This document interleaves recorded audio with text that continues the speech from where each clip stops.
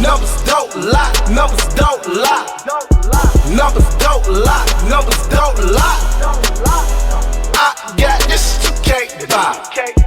Numbers don't lie, numbers don't lie. Yeah! Oh yeah, man. This is the Crimson Mass Show Gold, and I am MFG Deez, and I'm about to do what I do best. Piss y'all off with my wrestling opinions. Where do we start? And this ain't gonna be a long episode, y'all, because really, this week, AEW, it seemed like they focused more on the matches versus the storyline. So, and you know, I'm a storyline guy, so let's talk about it. AEW Dynamite. The show kicked off with MJF cutting a promo. MJF was saying MJF things. He was calling people trash. He was talking about New Jersey, how New Jersey's great. He was talking about Will Ospreay. He was talking bad about the UK. He called people who liked the idea of the international title, he called them treasonous.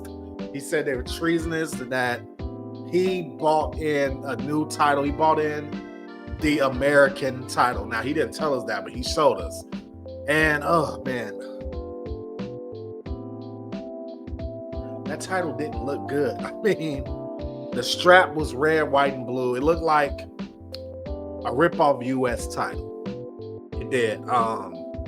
Belt did not look good.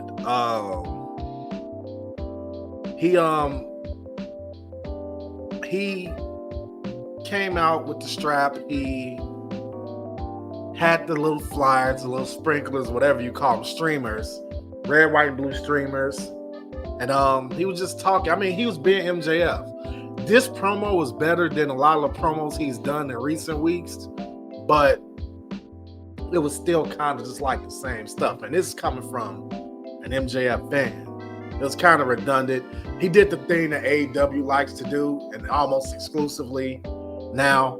He did the whole thing where he talked about Will Ospreay's grandmother and how she died, and how he could bury Will Ospreay next to him, but Will Ospreay has to get buried far away because the big skank, this, that, and the third. He was just being MJF, being super disrespectful. Until Will Ospreay came out, told him, hey, we fighting at Wembley, my home turf, you know, you're going to have to deal with that. So that's pretty much how the show kicked off, with MJF just out there just being super disrespectful. Then we had, oh my God. Then we had Chris Jericho versus Minoru Suzuki. Oh my God. I'm gonna piss a lot of people off. That had to be one of the dumbest matches I've ever seen in my life. They literally chopped each other for the duration of the match. Just, you know, an infinite chop. That's chop. Except for this time it was chop after chop after chop. Look, I understand that there's like a segment like, okay, haha, comedy match, but that's way beneath the level of Chris Jericho and Minoru Suzuki. Even at their advanced age, that was just pathetic. It was dumb. And I understand they were doing it to like get a pop out of like some of the fan stuff, but this is my show and they ain't getting no pop out of me. I thought the shit was stupid. I much rather would have seen a technical exhibition with some brawling, with some like a lot of physicality. But I felt like the chopping was so much that I forgot everything else they did, because all they did was chop. Jericho won the match, but what did Jericho get for winning? He got pile drived in the middle of the ring by Suzuki, causing the learning tree to come out. The learning tree starts to beat the shit out of Minoru Suzuki until Shibata came out and saved the day.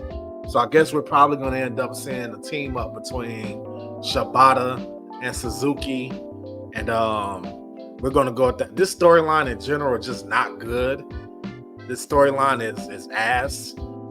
But Some of the players involved in this storyline, Samoa Joe, who's out filming Twisted Metal, who's out Hook, he's out somewhere. I don't know where the hell Hook is, but he's not there. It involves some key names, so got to talk about it. Britt Baker and Cheetah. They had a good match. They had a real good match. They have history. This is like their third or fourth match. And it was good. The matches between those two are always good. But what was important is what happened after the match. After the match, Mercedes Mone, I'm always so close to calling her Sasha Banks. Mercedes Mone comes to the ring. She's talking shit, of course, because, you know, these two are beefing. She basically tells her, like, nah, you can't have a match. That prompts Camille, you know, the long-lost Camille. Camille that's been signed to the roster forever. That prompts Camille to come out and attack Britt Baker from behind and put her in some kind of torture rack powerbomb. That's exactly what she put her in, actually, a torture rack powerbomb. She put her ass down. And I guess now they're going to do a Michaels and Diesel type thing with Mercedes Mone and Camille. I do like the idea. I do like the idea and the look of that. I think they should definitely roll with that. And yeah, man, we'll see what happens. But yeah, man, they kept Camille on ice, kept her behind the scenes way too damn long. That girl should have been on TV. I don't know what they're waiting on, but she's there now. And let's see what they can do with her. Then we had a match with Mariah May. Don't even remember the name of the girl Mariah May was fighting, but the key thing about this is the fact that Toni Storm was dressed up. I think she was dressed up as a cameraman.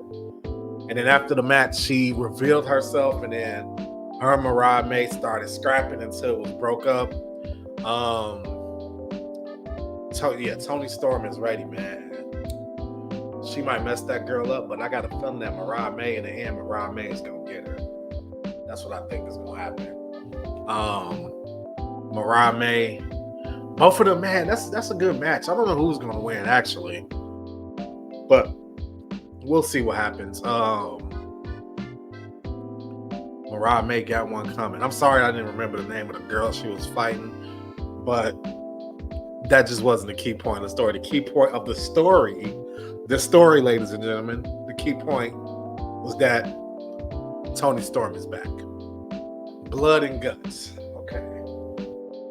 Hear me out. There's going to be a lot of WWE fans that's going to talk shit about the blood and guts match. Because they're in this weird tribalism thing, this weird thing where it kills them to say something good about AEW. And vice versa, it kills some of these AEW guys to say something good about WWE. I just want y'all to know that y'all are weird. That you guys are weird. Y'all weird fans. Because it don't make sense. Wrestling is wrestling. Stop being weird. Because this match was good. This blood and guts match was good. It was entertaining as hell. It was brutal.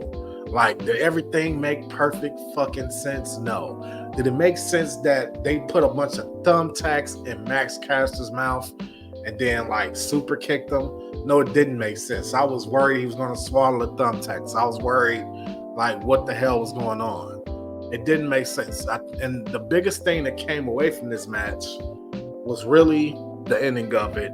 But before that, you had a great match, great chaotic match.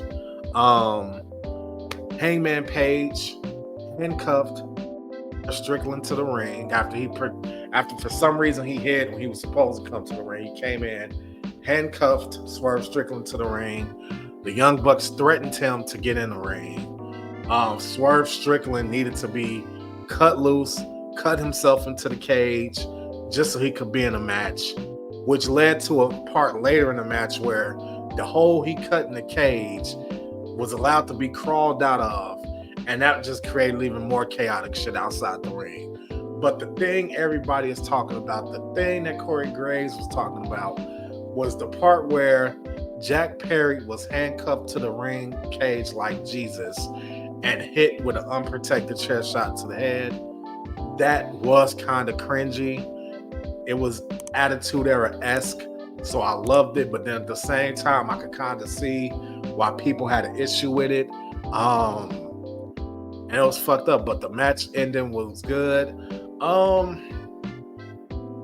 I'm 50-50 on Darby Allin pouring gasoline on Jack Perry and threatening to burn him alive if he doesn't accept the match. And it was kind of like, because I'm intelligent and I'm going to know that you're not about to set another human being on fire and commit homicide in front of a national audience and go to prison.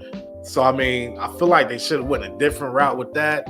They could even went with him getting like those bolt cutters from earlier in the match and then threatening to like cut off Jack Perry's pinky. If that would have been more realistic, but setting somebody on fire and murdering them on national TV, yeah, that doesn't make sense. Rampage, AEW Rampage. Nothing much to see there. We had the Royal Rampage match. Royal Rampage. It came down, look, basically, for those of you who don't know, I imagine if you're an AEW fan, you're watching this and you know what the Royal Rampage match is. But to somebody who has no clue what the Royal Rampage match is, it's set up just like War Games, set up like Blood and Guts. You get 2 rings. You put some guys in this ring. You put some guys in that ring. It's like 2 separate battle royales. The 2 people that are left over at the end, in both rings at the end, come into the same ring, and they have to throw each other out. This ultimately came down to Darby Allin and Claudio Castagnoli.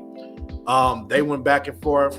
Darby Allin won, which made sense because a few days before that on Blood and Guts, Darby Allin got in Swerve Strickland's face and basically said, "You're not the leader," and they kind of got into it. So I kind of seen that coming. It was a little bit telegraphed, but it was an entertaining match. They have to find a way to marry entertaining and consistent storytelling, things that just make sense. Like, I feel like too many exhibition matches take place on AEW. And really, that's why there wasn't like a shit ton to talk about this week on the Crimson Mass Show Gold, is because there really wasn't a lot of story-driven matches and story-driven scenarios on either of the shows. And most of it was just a good handful of good exhibition matches. AEW Collision. Now, you know I'm going to keep going on about Hologram. What I will say is this. I'll say this before I talk shit about him. Hologram is a good wrestler. But in AEW, does you being a good wrestler make you special? No. They have a lot of good wrestlers in AEW. So him being a good wrestler doesn't really, or a good luchador even, doesn't really do anything. There are luchadors in AEW that are equal to and better than Hologram. So now I got to go on your presentation. And I'm sorry, your presentation still looks fucking stupid. You're still coming to the ring with the 1999 Triple H logo on your chest. You still look like Kick-Ass. You still look like a created wrestler on a video game.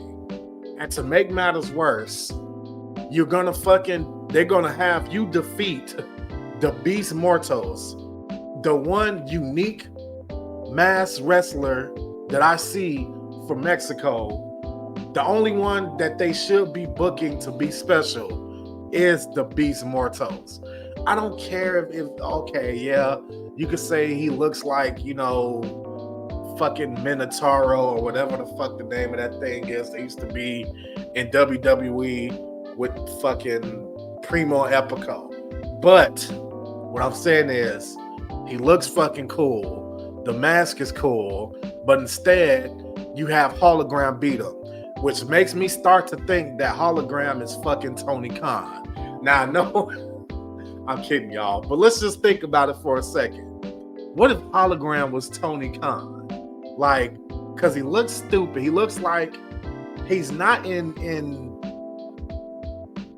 peak shape like some of the other wrestlers.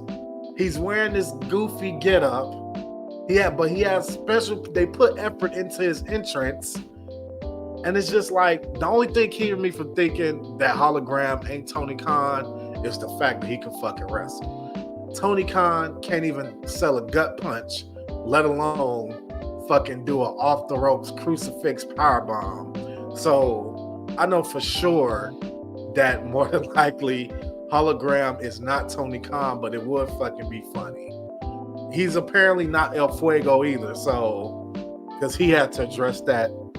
But I swear, if El Fuego didn't come out and say that he wasn't Hologram, because of his like physique, I would have thought that was El Fuego. Last but not least, and I told you it's a short show today, guys. We didn't have any rumors or anything.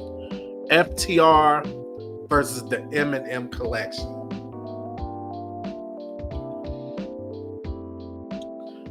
Okay, you think I'm gonna go hard on this, but I'm not. I'm not gonna go hard on it. First thing I want to say is I'm really surprised that when given the option to get rid of that horrible modeling gimmick, those two guys, and I want to say Mason Mansour. I want to call him that, so that's what I'm going to fucking call him, Mason Mansour. I'm surprised when given the opportunity to go somewhere else and have a completely different gimmick, they chose to keep the fucking modeling gimmick. I'm surprised by that. That's the first thing I'm surprised of. And they were fighting FTR, if I didn't say that already. The second thing I noticed about that match is that clearly Mace, okay, I didn't know that Tony Khan scouted Mace as a football player. I didn't know that the Jacksonville Jaguars drafted Mace to their team as a third-round pick. I didn't know that Tony Khan already knew Mace. So with that said, Mace is definitely the Shawn Michaels of that tag team. Not saying he's Shawn Michaels, but you know what they say. Every tag team has a Shawn Michaels and a Marty Jannetty. Mace is definitely the Shawn Michaels, and Mansour is the Marty Jannetty. Let me get that out the way. Third thing, they are better wrestlers than I thought they were. They definitely did not get to showcase their real wrestling abilities while they were in WWE. So I give them that. They're way better wrestlers than I thought they were. And the fourth thing I think is that their chances for success is a hell of a lot higher in AEW than it was in WWE. I was convinced that after they've been given two bad gimmicks, I don't think there was ever going to be another way they could have done well in WWE, and them getting released was probably the best thing for them. They're in AEW now. They actually went toe-to-toe with FTR. They were treated in a way I've never seen them treated in WWE. They were treated like they actually had some juice. So I give them that. And I won't say the sky's the limit for them at AEW, because I won't say the sky's the limit for anybody at AEW till they already reached the sky, because they sign everybody and most of those guys end up off of TV fairly quickly. But what I will say is they're in a better place than they were than when they were in WWE. And that's for sure. All right, guys, that's it. Short episode, out of town, as you can see. So that's it for this episode of the Crimson Mask Show Gold. I'll catch you next time. Crimson Mask, pro wrestling with an attitude.